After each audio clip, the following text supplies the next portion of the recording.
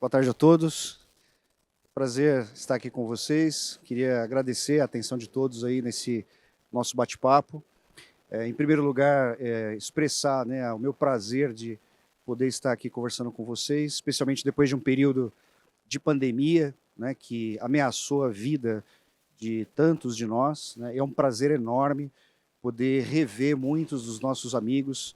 A gente viu aí há 2 anos e meio, 3 anos, agora está todo mundo aqui. E foi uma alegria muito grande poder abraçar muitos dos nossos amigos aí que a gente pôde ver de novo. Então é uma honra estar aqui com vocês novamente, tá bom? Muito obrigado.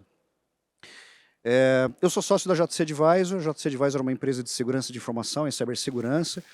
Tem um pouco mais de 30 anos na área de tecnologia e segurança de informação. Eu não gosto de falar isso porque os cabelos brancos ainda não apareceram, né? Eu devo rodar mais uns 50 aí antes de começar a aparecer cabelos brancos, né? Mas como vocês podem imaginar, nesse período já foi possível perceber qual é a condição das seguranças, tanto dos nossos clientes, né, as pessoas ou empresas que nós atendemos diretamente, quanto das empresas que servem os nossos clientes, que servem as empresas no seu ecossistema. Então, o que a gente tem observado é que existe uma preocupação enorme, né, em termos de como é que está a segurança do meu parceiro, do meu fornecedor, do meu distribuidor, enfim, né? O que ele está fazendo? Como é que é a exposição ao risco cibernético dele, né? A JC Advisor é uma empresa que representa a plataforma BitSight, que é uma plataforma de rating de risco cibernético, e essa plataforma tem sido utilizada para aferir a condição de exposição ao risco cibernético de terceiros e das próprias empresas, no sentido de tentar minimizar a exposição ao risco e minimizar a exposição ao risco da cadeia como um todo, né? Então, é sobre isso que nós vamos falar aqui, né? Como é que a gente faz para entender qual é a condição de risco, de exposição ao risco da nossa própria empresa, das empresas especialmente das empresas que estão no nosso ecossistema. As empresas que estão entrando agora, as empresas que estavam no legado, como é que se faz para lidar com tamanho, volume, né, de demanda, de checklists, de aferição? Como é que a gente faz para ter certeza de que as respostas que vieram nos checklists, elas correspondem efetivamente à condição de infraestrutura tecnológica desses clientes e assim por diante? Então, tenho o maior prazer, a maior honra, vou apresentar de novo aqui os nossos queridos amigos, né? Está aqui a Juliana Pivari. Juliana, muito obrigado por se disponibilizar. Obrigada. Um prazer enorme poder bater esse papo contigo. Juliana é gerente de segurança da CIMED, indústria farmacêutica. Não é isso, Juliana?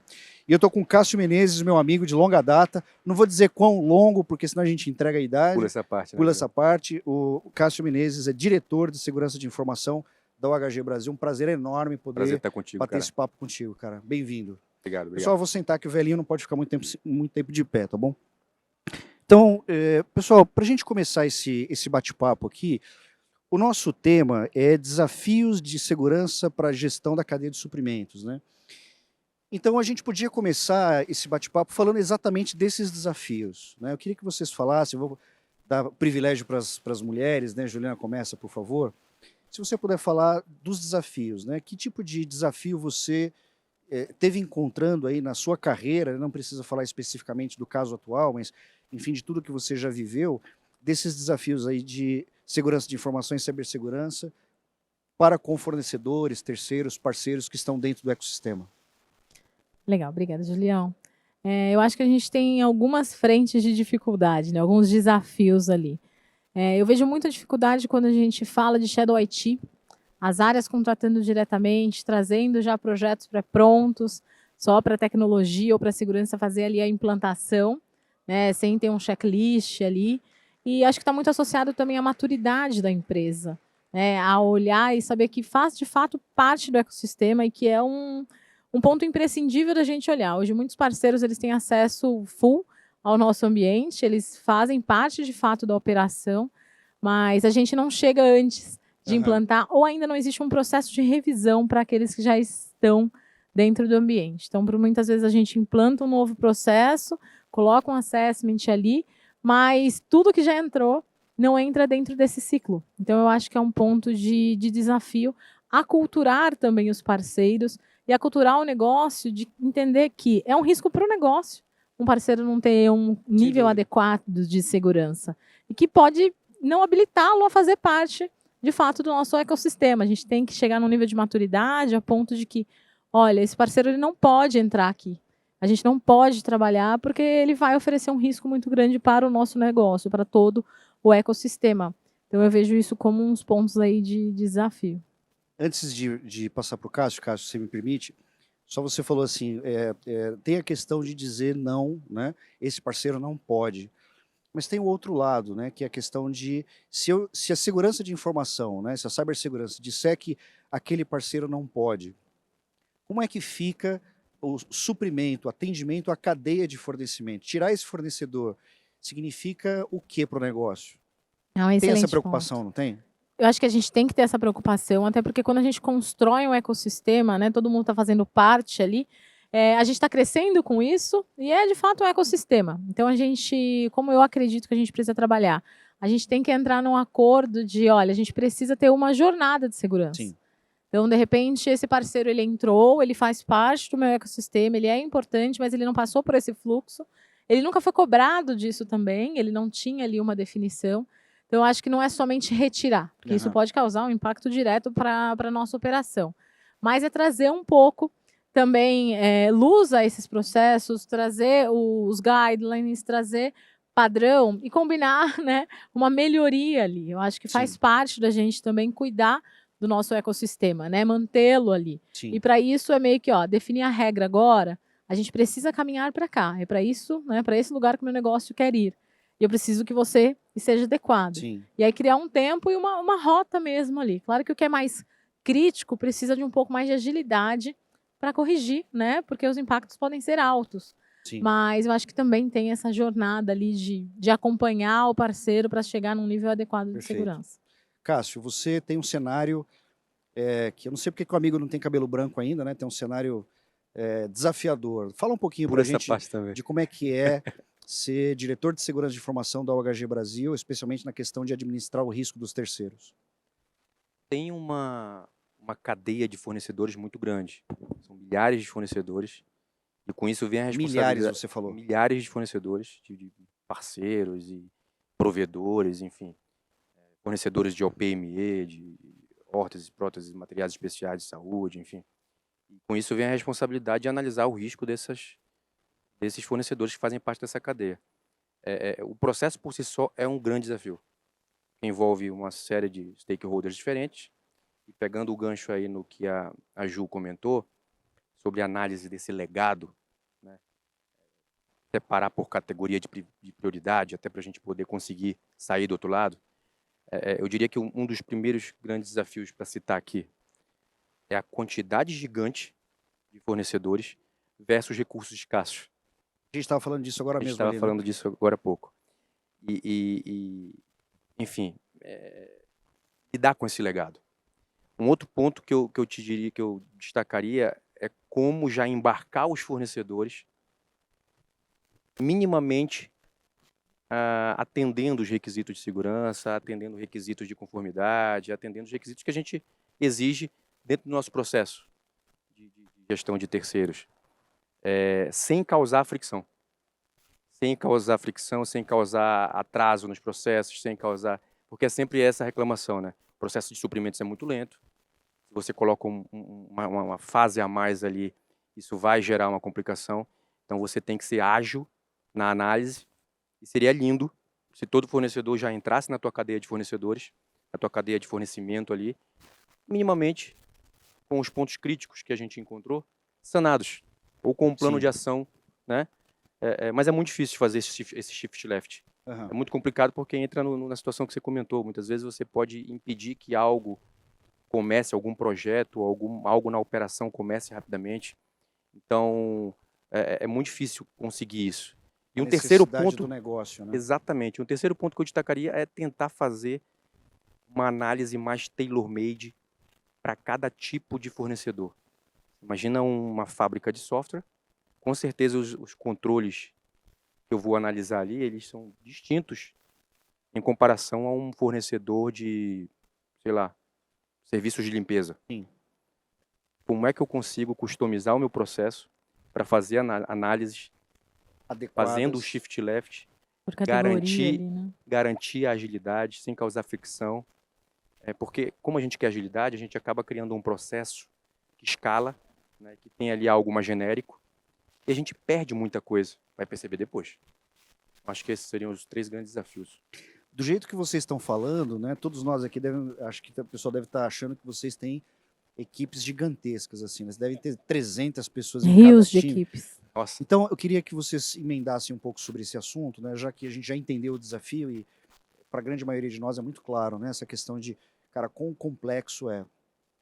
Mas sobre a questão de equipes, né? E versus a aceleração impressa pela LGPD, né?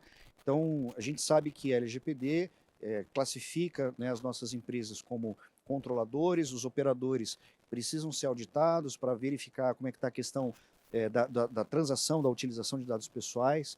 Dá para vocês falarem um pouquinho sobre isso? A LGPD forçou a barra no sentido de administrar esse problema, que já é um grande problema?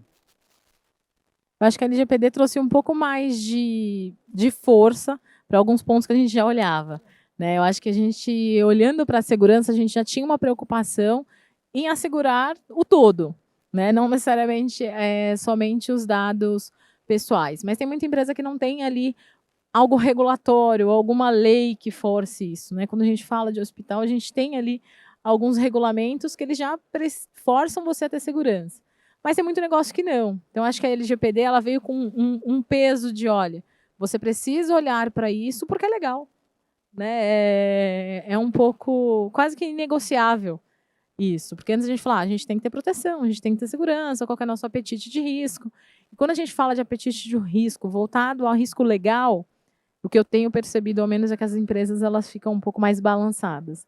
Não é só um risco de segurança, por mais que esteja Temos a obrigação de fazer, associado. porque é É um lei. requisito legal. Exatamente. Aí, como a privacidade virou um direito fundamental, acho que isso reforçou um pouco. Não digo que 100% das empresas vão olhar para isso, vão dar foco, mas quem tinha uma preocupação ali, as grandes corporações e até as pequenas que tinham uma preocupação até com esse compliance legal, ajudou para dar uma guinada nesse tema de proteção. alavancou muito, né? Alavancou muito. Eu acho que esse tipo de marco regulatório, legislações, elas são importantes em uma certa medida para poder potencializar aquilo que a gente já olhava de alguma forma, até porque muitas vezes as coisas andam mais quando elas são forçadas por compliance. E a gente percebe muitas empresas rodam um processo de third party risk management com uma abordagem para conformidade, uma abordagem baseada em compliance. Está fazendo por conta de LGPD. Né? Em março, a gente teve um marco regulatório interessante, lançado em março passado pela Anvisa, que trata de diretrizes de segurança para softwares médicos. Daqui a pouco esse negócio vai começar a bombar também. Quer dizer, mais regulação Mais para o setor, regulação. quer dizer, além de LGPD, além de Marco Civil, além de todas as coisas, tem mais regulação chegando Mais aí. chegando por aí. Aí, Uma coisa que eu só assim, o que me preocupa são as abordagens baseadas em compliance, nascerem por compliance, não estou demonizando isso, tá? Sim, É sim. preciso, mas eu acho que a gente não, muitas vezes, deixa de atingir o objetivo final, que é mitigar o teu risco, quando você fica ali só no checkbox e checklists. Essa é uma abordagem para compliance extremamente necessária, mas muitas vezes quando você fica só ali, você não mitiga o risco efetivamente na ponta. Então acho que faz parte da evolução, na tua maturidade, na tua jornada de criação desse processo de third party risk management, e entender em que momento você vai sair desse compliance mode para um risk-based approach, vamos chamar assim, né? Sim, sim. É interessante você falar sobre isso, porque assim, à medida em que as regulações e os frameworks de segurança que já nos endereçam, já nos induzem a nos preocupar com um zilhão de questões, e a gente começa a pensar, se você comentou isso, Cássio, eu queria se você puder completar. Então a gente tem aqui um cenário onde a gente tem diversos fornecedores com perfis diferentes, portanto, abordagens diferentes em termos de o que verificar versus 1 milhão de controles, né? E diante de uma situação que eu não tenho gente para operacionalizar tudo isso, né? Como é que é fazer isso? Quer dizer, o DPO ajuda a resolver essa questão? É o diretor de segurança, hein, Ju? É o pessoal de segurança que tem que resolver essa parada? Como que vocês estão lidando com isso? Eu acho que a gente tem que se dar as mãos, a gente muitas vezes faz gestão de riscos de terceiros, e às vezes até gestão de riscos no geral, de forma muito, como é que eu posso dizer, segregada em silos. A gente precisa realmente se dar as mãos. Não é o que acontece sempre. Essa situação que você falou, com falta de recurso humano, falta de time, é desesperador, pela quantidade de coisas que a gente tem que fazer. E não tem como não se dar a mão com pessoas, empresas, fornecedores, parceiros que conheçam do assunto. Porque às vezes Exato. você traz gente que vai rodar o teu checklist, vai rodar o teu processo ali, cara crachá, vai ser xiita demais, não conhece o teu contexto, ou vai ser negligente na análise de evidência, por exemplo, e o objetivo não vai ser atingido. Então, primeiramente, é colocar gente que sabe do assunto, que tem experiência no assunto. E depois, ferramenta. Tem que tentar automatizar, tem que tentar, nem que seja o sofisticadíssimo Excel, mas tem que ter ferramenta, não tem como fazer sem, é difícil, é muito complicado, né? Aí, nesse cenário, né, pessoal, acho que é interessante a gente comentar e vocês partilharem as experiências, né, porque nós estamos falando de um conjunto de coisas que se concatenam de forma muito nervosa, né, quer dizer, eu tenho um conjunto de controle gigantesco, eu tenho poucas pessoas para operar que tenham conhecimento, que tenham senioridade, que tenham a sensibilidade da importância daquele parceiro no ecossistema, não posso simplesmente ir lá e tirar o parceiro, porque eu posso quebrar uma cadeia de operação. Então tá, então como é que a gente... A questão, acho que mais direta, é a questão da automatização ou automação, né? Queria que vocês falassem sobre isso. O que vocês fizeram, o que vocês viram, o que vocês viram que funciona realmente em termos de conseguir enxergar qual é a condição do parceiro, do terceiro, de uma forma mais automatizada, já que não tem tanto braço assim para operacionalizar isso. João. Bom, acho que eu posso colaborar um pouquinho. O que eu já fiz, já consegui implantar? Olhando, né, para o que o Cássio falou de automação, a gente começou a utilizar ferramentas diversas, na verdade, uma ferramenta que a gente tinha uma outra função para fazer a parte de análise de vulnerabilidade também. Então, a gente automatizou, um fluxo para fazer análise de maturidade de segurança de parceiro. Então, ele tinha um fluxo padrão ali, algumas perguntas padrão, e ele tinha um workflow rodando atrás com determinadas respostas, né? Tinha alguns gatilhos que levavam ele para questionários mais específicos, que acho que é o ponto que o Cássio falou. Quando a gente é muito macro, a gente acaba perdendo alguma especificidade e aí deixa passar. Sim. Ou o cara não se aplica, ele começa a responder tudo que não se aplica. Exato. Porque o escopo dele está muito fora dali. Então, o que eu fiz foi fazer essa implantação através de uma plataforma que já estava dentro, né, para quem estava chegando. A gente trabalhou muito com o conceito de security champions, de replicadores ali para dentro das squads, dos projetos. Então tem um esforço de conscientização, tem de engajamento. De definição do processo mesmo, de falar de security by design, de privacy by design ali, olhando para os nas squads junto com o negócio, junto com as áreas técnicas, como replicadores, e a gente tinha esse questionário. Ele vinha um pouco mais padrão, dependendo do que o cara respondia, já startavam outros questionários mais específicos, tinha LGPD, tinha segurança em cloud, dependendo do que ele escolhia ali, tinha alguns gatilhos. E o processo de quem estava para dentro, a gente começou um mapeamento de fornecedor e programou essa avaliação de forma recorrente. Então, a gente colocou lá um responsável por aquele fornecedor, qual era o escopo dele, e um portal já de autoatendimento para o cara. Então, ele recebia um link para ele fazer essa resposta e a gente começou a mapear, né, o nível de maturidade dos parceiros. E aí entra um pouco no que você falou. E aí, né? Quem está na minha cadeia já, eu faço o quê? Então, a gente pegou grandes parceiros que tinham um nível de maturidade absurdamente pequeno, mas que se eles fossem apenas retirados, né, ou bloqueados, iam causar um problema absurdo dentro da minha cadeia. Sim. E a gente começou já a mapear risco, conversar, trazer, mas é um grande problema não ter o cara para fazer análise disso também, né? Porque por mais que a gente automatize o máximo possível, você tem que criar um plano, você tem que alguém olhar lá, tá bom. No momento você vai precisar do especialista ali. Dentro dessa escala aqui, o cara tem nível de maturidade -2. Você faz o quê? Quem que vai lá e Aí, fazer o follow-up, né? exato. E aí, Ju, tem uma questão, Cássio, que queria que você entrasse respondendo a pergunta, mas eu vou apimentar um pouco mais aqui, que é a questão, assim, tem que criar um departamento de checklists, assim, né, cara? E tem mais. A Ju falou, vem aquele volume gigantesco de respostas e faz o quê? Como é que eu vou ter certeza de que essas evidências elas correspondem à realidade? Não é Como é só o compliance, né, que o E, Cássio falou. e vamos lembrar também o seguinte, né? A gente responde checklist também. Exato. Responde. E aí a gente acaba sendo acionado pelos nossos clientes, até porque hoje em dia, quem não tem esse tipo de preocupação, que eu acho que é um dos principais riscos hoje, no que tange a risco cibernético e tudo mais, quem não tem esse tipo de preocupação está perdendo competitividade.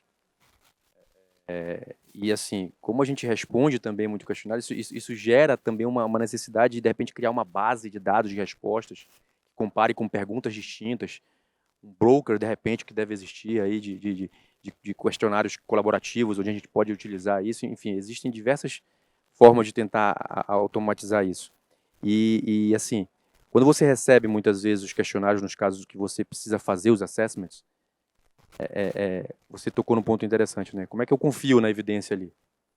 E Exato. não usar ferramenta para automatizar esse tipo de validação de evidências torna o processo extremamente moroso e é difícil, inclusive, de chegar no ponto em que você quer, às vezes até impossível, né? Quando você lança mão de ferramenta que automatiza isso, integrando essas informações com os questionários que você já usa, puta, isso escala muito.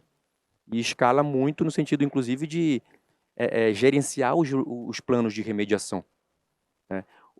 Porque Ou não seja, basta responder, né? Você tem não que basta acompanhar responder, tem que 30, acompanhar 60, 90, 120 dias, o para que o cara atingir o vai que a gente fazer. quer, que não é só fazer por compliance, é fazer para Claro. mitigar os riscos. Não é ter um E aí, processo, né? quando a gente começa a entrar em ferramentas, e ferramenta de GRC, e ferramenta de security rating, esse tipo de ferramenta, Aham.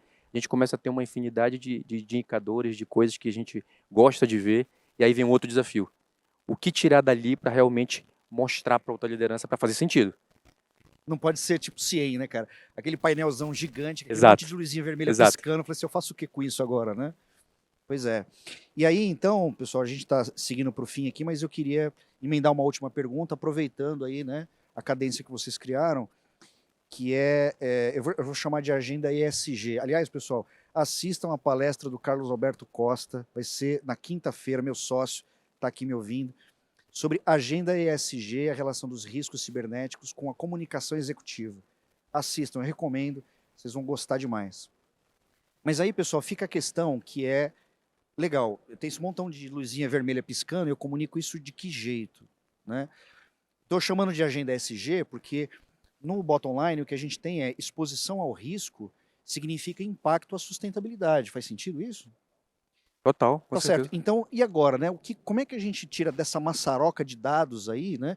De centenas de distribuidores, com centenas de controles, com centenas de níveis, de tiers, indicadores para dizer para o board o seguinte, cara, tá assim, tem gestão, não tem gestão.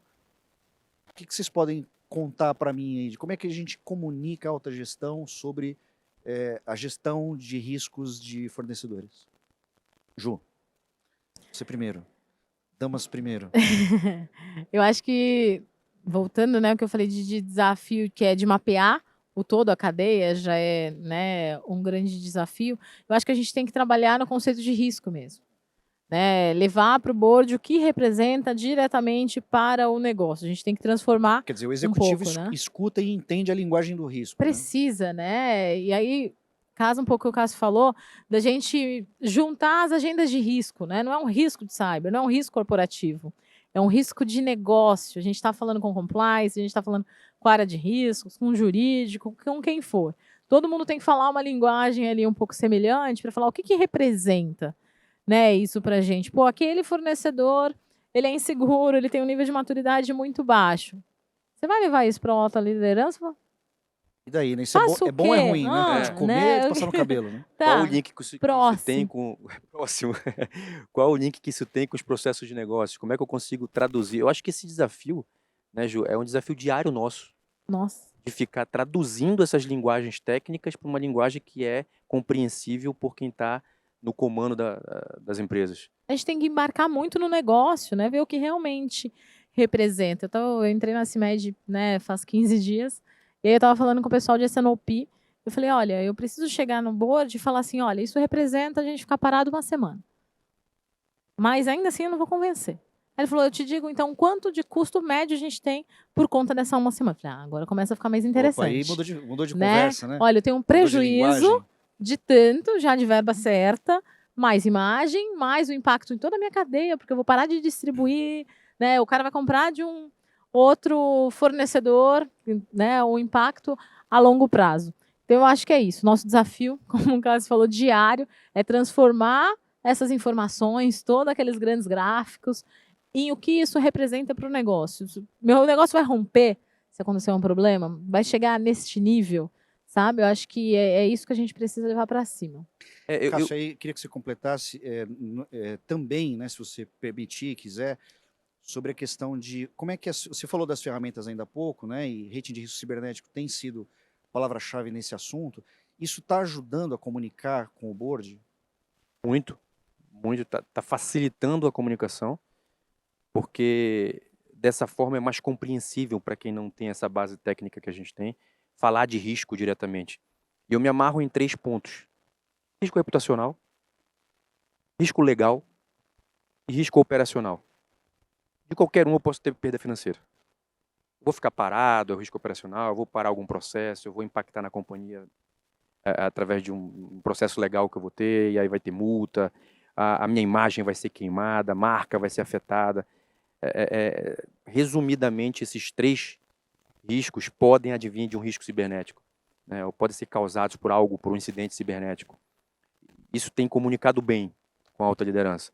E as ferramentas que geram rating, que dão visibilidade, inclusive de comparação entre os fornecedores, benchmark nosso com outros competidores. Até de empresas do mesmo segmento. Empresas né? do mesmo a gente segmento. Começar a comparar como isso facilita um pouco, porque é simples. Sim. Né? E às vezes menos é mais, né? Exato. Não adianta ficar enrolando muito, vai direto ao ponto. Cara, excelente. Foi muito bacana conversar com vocês e observar na experiência, entender, né, o que vocês estão fazendo. Parabéns, né, pela resiliência das pessoas, né, que vocês representam para toda a comunidade aqui, né, para todos os nossos que acompanhamos, né, o trabalho de vocês aí, excelente.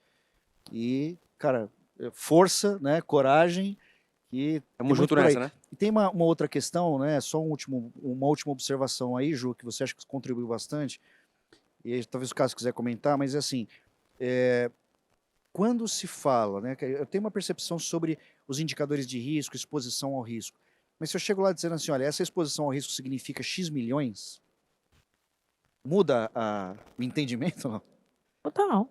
Muda de figura, porque gera link com algo que está muito próximo do dia a dia de quem está ouvindo. Tangível, né? Ali pra ele. Você está falando a linguagem e o número ali. Você falou a palavra certa, tangibilizou o risco. Exato. E aí fica mais fácil de convencer, fica mais fácil de levar a nossa mensagem, né?